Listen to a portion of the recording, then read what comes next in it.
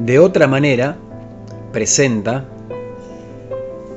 un espacio para compartir reflexiones sobre temas de la vida cotidiana, visto desde otra perspectiva. En el día de hoy vamos a estar abordando la ira.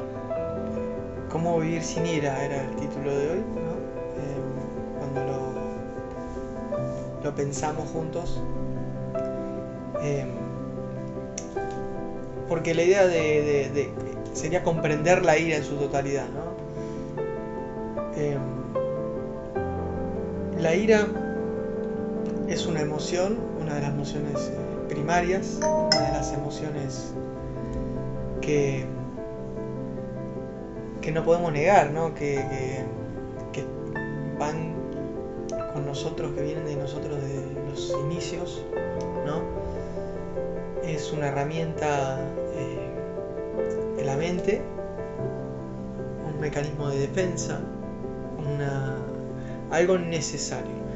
Pero bueno, llegado al punto de que nosotros estamos en una etapa donde preferimos una calidad diferente de vida, creo que no nos podemos permitir enojarnos por cualquier cosa. Incluso venimos a plantear la idea de que podemos vivir sin enojarnos. Como hemos charlado en los podcasts anteriores, cada emoción fue cumpliendo un rol en un momento determinado, en un proceso determinado de cada ser humano. Claro está que, digamos, la ira, que es aquella emoción que genera que se desencadenen un montón de situaciones enzimáticas, glandulares, se activan un montón de hormonas que hacen de que pasemos de un estado de tranquilidad o de armonía o de paz a un estado de euforia. Hemos también charlado de que la euforia, si la queremos seguir viendo desde la connotativa de que si es positiva o es negativa, depende. Y todo depende del tipo de situación o reacción o emoción que nosotros le pongamos a esa situación que hace que se nos dispare el cortisol, por ejemplo. Entonces, partiendo de esa base, hasta hace 5 minutos puede haber sido evolutiva una cierta manifestación de ira. Hoy entendemos de que como ciertos modelos, y hablando de modelos, el próximo podcast estará relacionado con los modelos mentales adquiridos, pero entendemos de que como nos vamos renovando y las energías y situaciones externas al ser son diferentes, podríamos estar en un momento donde no sería, si queremos seguir usando esa palabra tan famosa, necesario incurrir en la ira. ¿Por qué? Porque tenemos un nivel de conciencia que nos permite comprender que cada situación tiene un porqué. Y dentro de esta concepción del todo es perfecto, si algo está sucediendo frente a mí, lo puedo ver de alguna forma en mi nivel de conciencia, respetando, si fuese algo referido a personas, el libre albedrío de esas personas, si fuese referido a situaciones relacionadas, por ejemplo, con el clima, respetando también el libre albedrío de Gaia y las manifestaciones naturales. No debería crear ese estado de ruptura de mi armonía, de mi paz, de mi neutralidad, llevándome al punto límite de que se desencadenen todos esos procesos químicos en mi cuerpo que desencadena la ira. Entonces,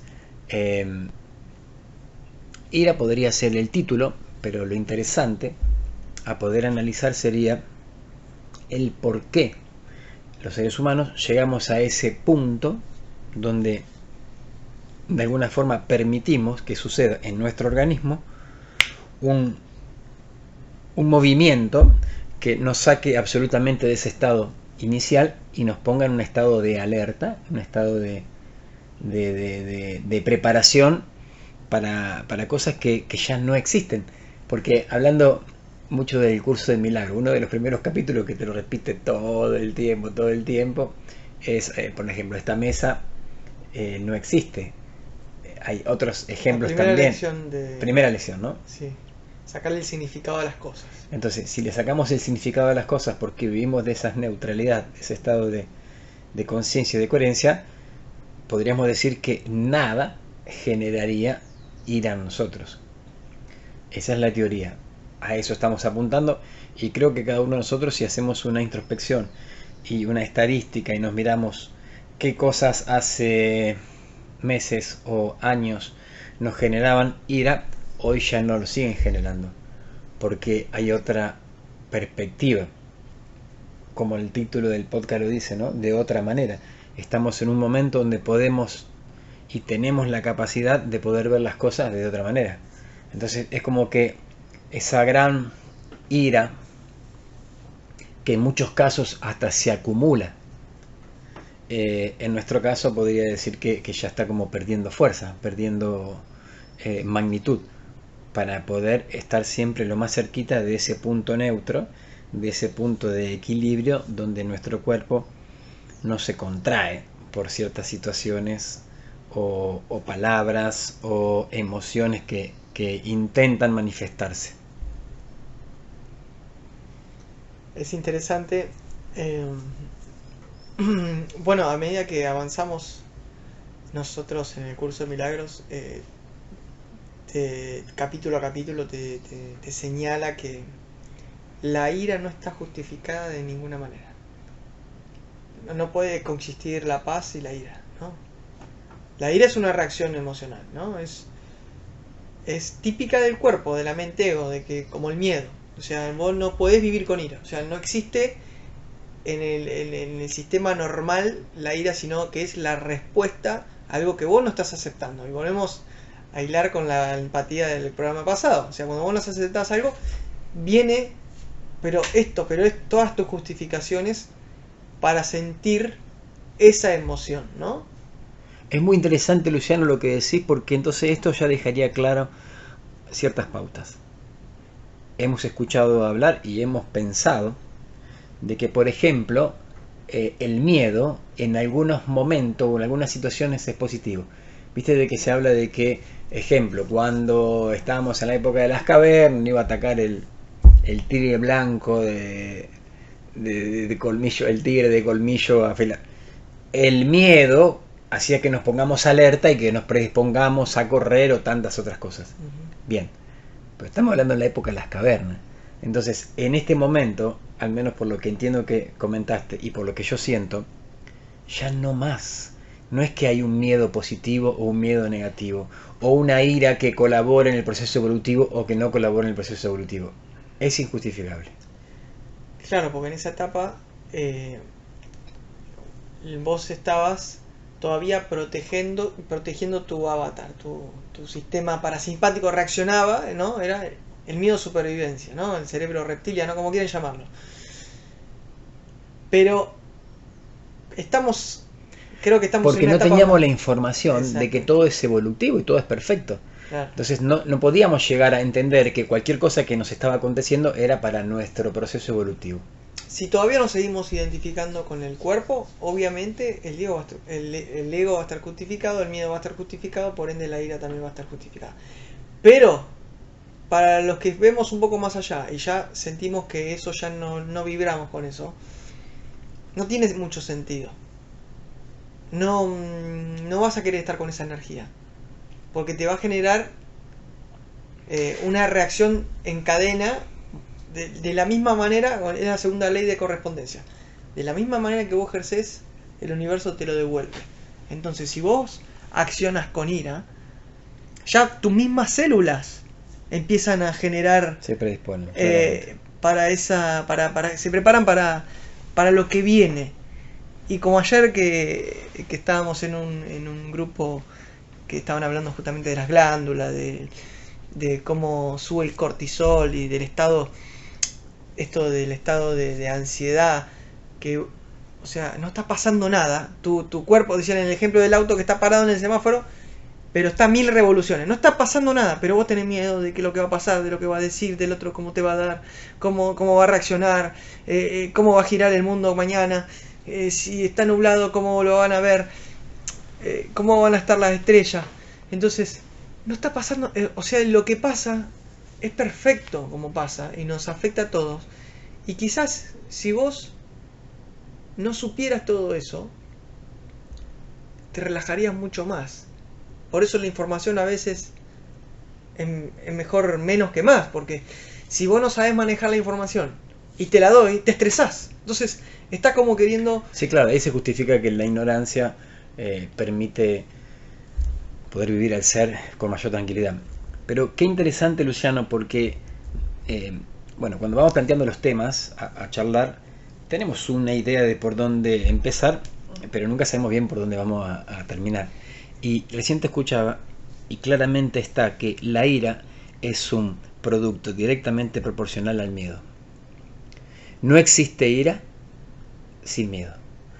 O sea que si nosotros de alguna forma podríamos trascender el miedo, no llegaríamos al punto de la ira. Vamos a un ejemplo. Voy en auto y una moto me pasa por la derecha. Ok. Generalmente el conductor de autos, porque hay varios tipos de conductores, pero el conductor de autos que nunca tuvo moto tiene una percepción de cómo se debería conducir en moto diferente al que sí la tiene. Ejemplo simple. Si alguno tiene moto porque le gusta no hacer cola, si uno tiene moto porque quiere poder entrar por todos los huequitos, poder hacer más rápido los mandados, estacionarla en cualquier lugar, está claro que para ese ser pasar por la derecha es lo mismo que pasar por la izquierda, por el costado, por lo que sea, porque es parte de su rol, de su función. No vayamos al tema de las reglas. Y somos argentinos y sabemos que aquí las reglas las vivimos con mucha peculiaridad. Ahora, ese ser que va en el auto y lo pasa uno por la derecha y le genera ira porque le da bronca que, no vamos a entrar en el particular, pero le da bronca que lo pasó por la derecha. Entonces tal vez le dice, ¡hey! Fíjate cómo manejás, o lo que sea. O una linda puteada. ¿Por qué ese ser que va manejando se enoja y de alguna forma permite que en su cuerpo se activen un montón de mecanismos de ira? Porque no está dentro de su patrón de... En mi caso personal, yo creo que porque tiene miedo. Claro. Tuvo miedo de que el tipo lo pudiera chocar, o tuvo miedo que le rayara el auto, o tuvo miedo que él pudiera haberlo chocado. Entonces, a la base de esa ira desencadenada fue el miedo. Yo que ando en moto, muchas veces, no solo que paso por la derecha, paso por donde encuentro el hueco, uno está totalmente seguro que no está perjudicando a nadie. Porque en el momento que pasaste por la derecha, porque el otro ser iba más despacio o está lento, y vos creíste que encontrabas el espacio para poder hacerlo, ya lo pasaste. Entonces, fíjate que esa misma situación, si la ponemos del automovilista que se enoja y se calienta, genera ira. Conclusión, ¿quién se enoja? El del auto. ¿Qué gana enojándose? Que se le sube el cortisol, que se le dispara... Y el otro ya está en la casa. El que pasó en la moto ya pasó y ya está en otra historia. Pero este ser, por miedo a lo que podría haber pasado, porque claramente no pasó nada, si ya pasó. Entonces, cuando uno llega a un nivel de conciencia donde entiende de que todo es perfecto, no estoy justificando al que pasa por la derecha o al que pasa por la izquierda, eso es un detalle, es solamente para decir cómo depende de la perspectiva, uno se puede abrir a tener ira en función al miedo. El nivel de conciencia hace de que las cosas son como tienen que ser. Entonces uno puede vivir en paz y en armonía, y puede vivir dentro de eso que se llama la selva de asfalto, ¿no? O la 3D o la Matrix, desde un estado de conciencia. Entonces, claro que las tentaciones son menos si vamos a vivir a la montaña, en el campo, que es hermoso, pero también entiendo que el gran desafío es poder vivir en armonía sin que se te dispare la ira, donde aparentemente está el caos, en la gran ciudad, porque no es un tema externo, no es una situación que sucede afuera lo que genera que yo permita que mi cuerpo entre en un estado de alerta que termina en la ira. Es una cuestión de conciencia. Sí. Se me venían un montón de ejemplos más, imágenes, pero bueno, con este ya creo que basta. Pero recalcar la importancia bueno, de sacarle un poco de mérito al enojo, ¿no? Eh, no es tan importante enojarte, ¿no? Porque vos decís, no, pero yo me tengo que enojar, ¿no? Pasa mucho en las relaciones de que, bueno, si no te enojas porque te haga esto, te da lo mismo, ¿no? Entonces te doy lo mismo. Es como que, claro, estamos tan acostumbrados a que La nos reacción. valoremos a través de estas reacciones, ¿no? De que si yo hago algo que a vos te molesta, vos te enojes y no. Y cuando alguien está en un, no sé si llamarlo en un camino espiritual o en la práctica del perdón o en la aceptación, es más importante perdonar que enojarte con esa persona, ¿no? Relacionado al mundo del, del conducir, me acuerdo que cuando estaba en Italia, la chica que me ayudó con los papeles para hacer la ciudadanía, estaba hace rato en Argentina, no se pone casi 12 años que estaba ahí en Italia. Entonces yo le digo, bueno, pero no tenés un auto para manejarte por acá. Y eso que era en Sicilia, que había mucha gente grande, era mucho más Más tranquilo el tranquilo. tráfico. Y la respuesta fue, ¿y pero viste cómo manejan acá? Así me contestó, ¿no? Y era, eh, claro, siempre el afuera te condiciona mucho y entonces vamos a vivir siempre dependiendo del afuera. La idea es vencer eso, ver que el afuera simplemente es un desafío, un obstáculo, pero yo le estoy dando poder cuando le doy el valor. No, el afuera, no estamos diciendo que el afuera no juegue, pero simplemente es el estadio, es la cancha donde vos tenés que salir a jugar. Bueno, vos jugaste al fútbol, hay canchas son más difíciles, donde llueve, están Sí, sí, es embarrada. como la escenografía de la película que querés grabar. Exactamente, ¿no? Tu familia son los actores de reparto, de tu ciudad, bueno, por algo dicen que uno lo elige, ¿no? Consciente o inconscientemente, ¿no? Siempre tomamos decisiones, consciente o inconscientemente. Pero eso es muy interesante porque si nos hacemos cargo de que siempre tomamos decisiones y que las elecciones son personales, eh, tenemos ahí la respuesta de que absolutamente todo lo que nos está sucediendo adentro es una elección. Entonces, aquello que aparentemente genera mi elección, que es un estímulo externo, no sería tal así. Sería solamente una de las posibilidades. O sea, por eso la idea de este programa es que se llama eh, de otra manera. La idea es poder entender de que hay infinitas posibilidades de evaluar o de observar una situación. Y podés jugar a cualquiera. Lo que sí, de alguna manera, estamos diciendo que no sería conveniente o evolutivo jugar a elegir el camino que te desencadena terminar en ira. Porque eso era un modelo viejo, eso era un producto que pudo haber funcionado, pero ahora estamos como en una actualización que eso nos aleja del estado de paz, de armonía, de equilibrio, de neutralidad. Ni hablar de la parte espiritual, de que si a todo lo vemos con amor, obviamente nada puede generar en nosotros una situación de estrés que a través del miedo nos desencadene la ira. Pero una cosa es decirlo y otra cosa es experimentarlo. Así que la idea es un poco esa. Sí, más que nada porque la idea es, bueno, esto de elegir, ¿no? Ser consciente de tus elecciones, ¿no? Elegir tus batallas, decíamos, ¿no? Esto, vos querés una vida más tranquila, con más calidad, ¿no? Con más disfrute, o eh, te gusta esa adrenalina, esa energía de esta bronca, de esto de ir, Sí, subir, de ir al bajar, límite. vivir ahí y, y ver esto, lo que te trae, ver lo que te pasa por dentro, qué es lo que te trae, ¿no? Muchas veces, esto está muy relacionado con la culpa, eso se me venía también, porque el mecanismo no es el mismo mecanismo generalmente, no estamos hablando de todos, ¿no?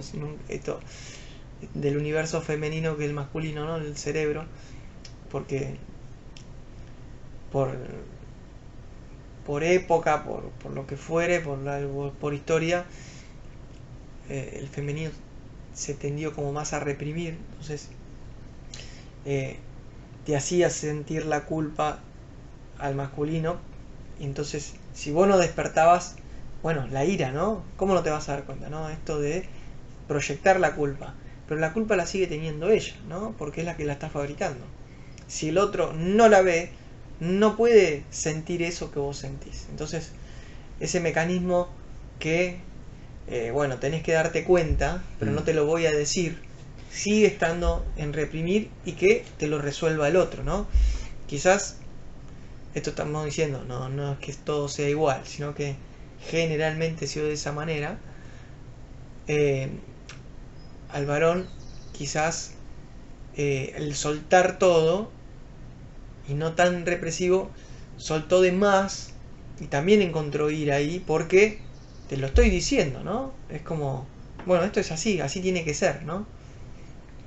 Sí, es un tema que se sigue manifestando, y se sigue manifestando en muchos seres que de alguna manera están en ciertos niveles de conciencia, pero creo que es un poco el resabio de los grandes cambios que estamos teniendo como evolución de seres humanos.